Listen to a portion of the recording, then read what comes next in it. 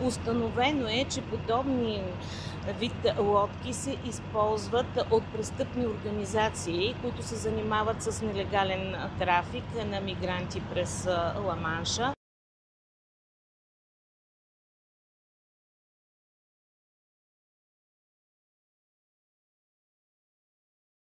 Върват с други пратки към кухи фирми към Европа, които са без установени адреси и се разтоварят някъде в Европа и след това се събират лодките, двигателите, поясите.